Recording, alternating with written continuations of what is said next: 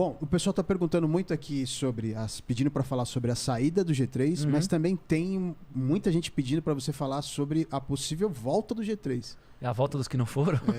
As duas coisas, então. Cara, quando eu saí do G3, eu já contei muito isso em entrevistas e tal, eu vou tentar resumir. Depois de quanto tempo? Cara, agora em dezembro completa 18 anos que eu saí. Agora não, né? Em dezembro deste ano vão completar 18 anos que eu saí. Eu saí em dezembro de 2003. E, cara, o que estava acontecendo é o seguinte, eu fui ordenado ao pastorado na igreja onde eu era membro na época em São Bernardo, que eu morava em São Bernardo. Pastora Nilda, Estrela da Manhã, um beijo pra ela. E algumas coisas começaram a acontecer que eu queria fazer e a gente tinha um propósito. Cara, no G3 ninguém tem carreira solo. E a gente assumia isso, e eu assumi isso até o último dia da minha vida. Só que eu queria ir para lugares que o G3 na época não estava fazendo mais. Não porque não queria, não tinha como. A gente realmente estava tocando em lugares grandes, a gente tinha uma projeção. A gente na época era a maior banda de música gospel, não só de rock. A banda que tinha mais expressão, talvez não fosse tipo assim, Cassiane tem mais história, realmente, tem mais música tocando na igreja, mas de expressividade, de coisas que saíram da igreja, o G3 era a maior banda, né? Com tudo. A gente tocou no Rock in Rio. Em 2001, a gente abriu, apesar do trauma, da forma que foi o show. Por quê? Mas, porque a gente tocou pra ninguém, os caras não abriram o portão. Sério? Porque a Globo tinha que filmar o primeiro cara que ia entrar e beijar o chão. E a Globo só podia fazer isso 1h15, que era quando começava o jornal hoje. E a gente tinha que começar 1 da tarde em ponto. Só que nós era ninguém. Pro Rock in Rio nós era ninguém. E tem que começar. 1 hora. Tocamos 4 músicas pros gari, cara. Até chegar. Foi louco, só que não sabe a história. Anos depois, eu pregando numa igreja lá na Baixada Fluminense, numa Assembleia de Deus, cantando e pregando já na carreira solo, acho que foi 2006, 2007. Veio um cara e falou assim: você não me conhece não, eu sou obreiro dessa igreja, mas naquele evento que você tocou lá no Rock in Rio, eu era um gari que tava lá trabalhando. Eu me converti ouvindo vocês tocarem e hoje eu tô aqui. Tá vendo? Tá vendo? Não dá pra saber. Foi muito louco. Cara, sempre que eu conto isso, cara, é muito doido assim, sabe? Então assim, aí a gente tocou as 2 últimas músicas que foi... Necessário. Foi Necessário e O Tempo. As 2 músicas tinha uma galerinha lá. Mas assim, o público, mano. Só que depois, na época, ainda era aquela DirecTV. Sei. Mano, os caras tiveram que reprisar. A gente foi a banda que mais reprisou no dia, mano. A gente reprisou mais que o Guns N' Roses, mano. Sério? Porque o público do G3 abraça a ideia, né? Sempre, o roqueiro em si sempre abraçou muito a ideia. E os caras abraçaram, mano, os caras ligavam. Eu nunca me esqueço, depois ele ficou até um cara famoso de stand-up. Ele trabalha, acho que na Globo até hoje, no Grupo Globo aí. E ele falou, na última vez, ele falou assim: cara, eu não vou mais reprisar a Oficina G3. A gente não aguenta mais reprisar a Oficina G3. Cara, a gente ficou famoso na televisão, ao vivo não tinha ninguém. Mas assim, a história do Saída do G3 foi por isso. A gente começou a ficar grande demais. Numa forma. E eu queria, cara, falar disso de mim. Eu queria pregar, eu queria falar de Jesus, eu queria contar as histórias. Eu queria ir para qualquer lugar, para qualquer igrejinha, pequena, grande, que fosse tal. E aí começou a divergir essa história. E também, no lance da banda, começou a mudar algumas coisas. Coisas internas que não vem ao caso, isso eu não vou contar, os caras também da banda não vão contar, não é nada de briga, mas coisas que divergiram. Pô, não concordo com isso. Criativamente, às vezes pessoalmente também. Aí eu falei, cara, é o seguinte: se eu continuar aqui, eu falando comigo, se eu continuar aqui, eu vou acabar atrapalhando a banda, que eu não vou fazer de verdade. Cara, eu nunca fiz nada por fazer. Eu falei pra você, quando eu fui entrar no G3, eu fui orar, mano. Eu acreditava naquilo que eu vivia. Eu não vou fazer porque é o G3. Assim, tipo, dane-se se é o G3, se fosse o Catos Barnett, se fosse o Fruto Sagrado, não era esse o propósito, entende? Era estar em um lugar onde realmente eu gostaria de estar e que Deus queria que eu estivesse. E quando eu comecei a ver isso estava acontecendo, eu falei, cara, eu acho que está chegando um tempo. Só que a galera não sabe, né? Já sabe que eu contei isso antes, mas talvez alguns aqui não saibam, que quase um ano antes, eu já estava com isso no meu coração, de rever algumas coisas, de algumas situações que estavam acontecendo e tal.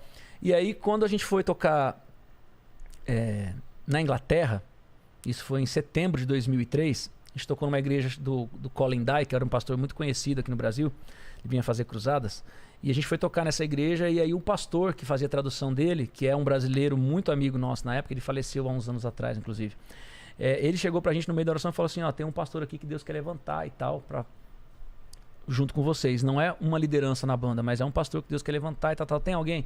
Eu fiquei, a mim, ninguém se manifestou. Falei, beleza. Ali eu tive uma coisa, falei assim, bom, eu acho que aquilo que eu tô começando a viver na minha vida, talvez não vá somar naquilo que a banda tá querendo fazer.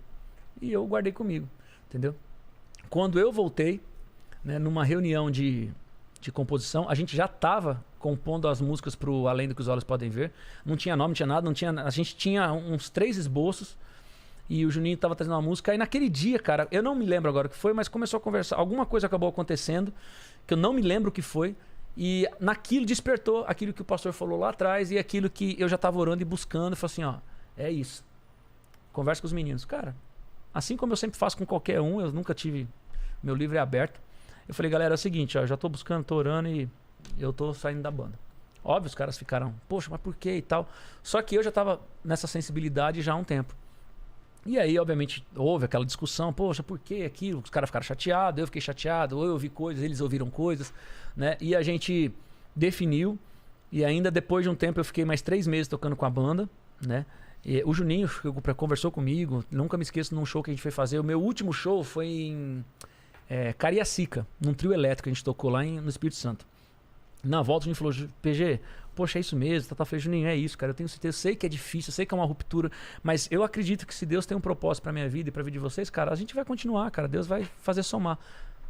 Isto é que o G3 ficou, não sei se maior, mas continuou grande, né? Lançou discos maravilhosos, entrou um cara muito bom cantando, que é o Mauro, depois o Juninho cantou durante o tempo, depois o Mauro entrou, fez uma história com o G3, e eu segui minha carreira, cara, eu segui a carreira solo, minha música, Meu Universo, Vou Passar Pela Cruz, foram as músicas mais tocadas de 2008, 2009, eu criei uma história, eu saí do G3, eu nunca toquei uma música do G3 durante 15 anos, cara. É mesmo? É, as pessoas me convidavam pra tocar, talvez a galera não saiba disso, mas assim, a minha esposa que começou a cuidar, não sabia o que fazer, eu falei, também não sei, vamos orar. A gente começou a orar, a gente não sabia que tinha que registrar nome. Fui registrar meu nome, que não tinha patente, nada, o PG, como cantor.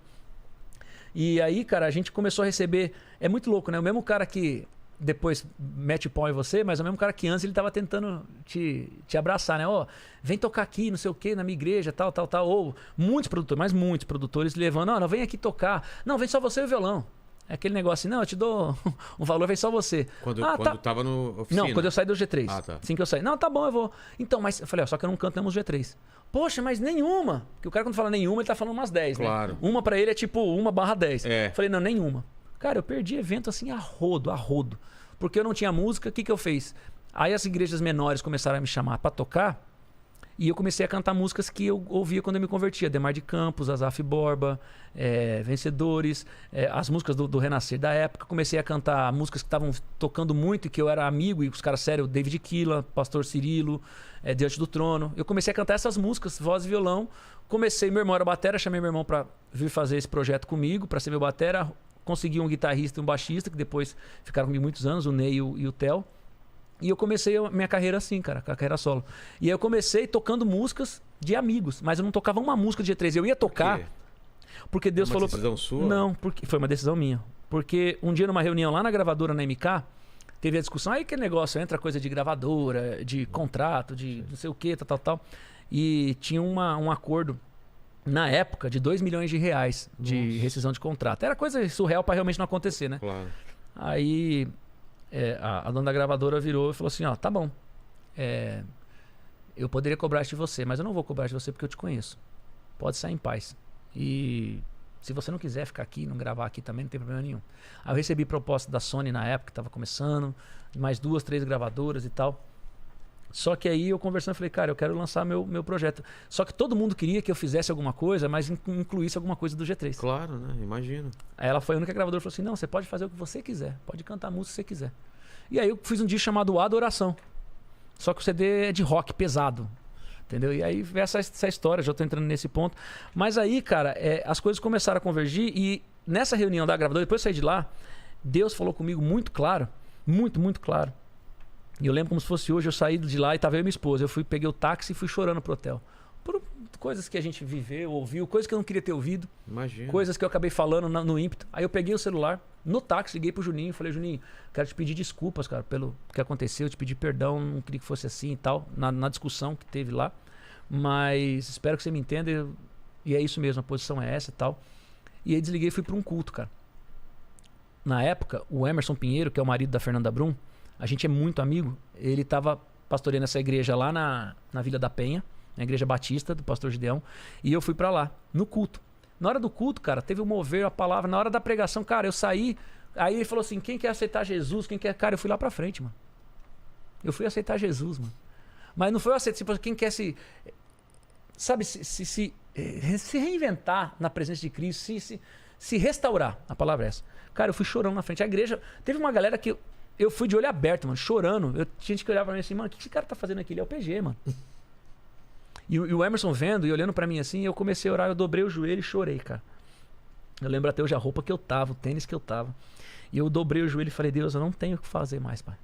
Eu só sei que eu tenho certeza que o Senhor falou pra mim, mas eu não tô mais aguentando. De tanta dor que eu tô vivendo, de tanta paulada que eu tô tomando. Porque foi acontecer isso. E essa reunião que eu tô falando já tínhamos passado 2 meses. Porque a gente conversou em setembro, mas a gravadora ficou sabendo e aí fez essa reunião em novembro. A gente só comunicou pro público que eu ia sair da banda novembro, depois que eu fiz a reunião com a gravadora. Porque eles queriam definir algumas coisas com a banda. Entendeu? E eu fiquei até dezembro, que foi o último show com a banda. Na verdade, o último show foi na Praça da Sé, aqui em São Paulo, num trio elétrico também, no dia 15.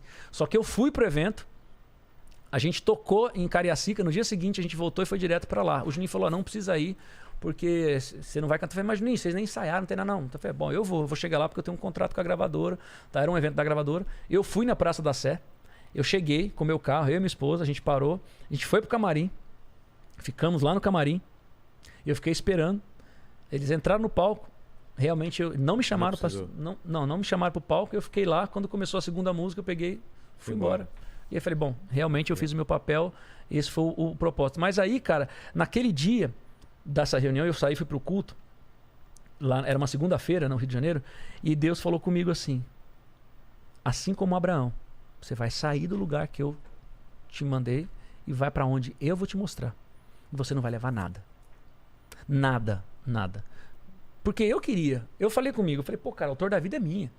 Eu escrevi isso antes de entrar no G3, necessário é minha, escrevi isso antes de entrar no G3. Pra quem é compositor, você imagina isso, cara, não interessa se você tem só uma música, mas se essa música é sua, é um filho e outra, é uma música que fez sucesso, é uma música que tem uma história, falando do sucesso comercial, mas tem uma história espiritual, emocional, com milhares de pessoas.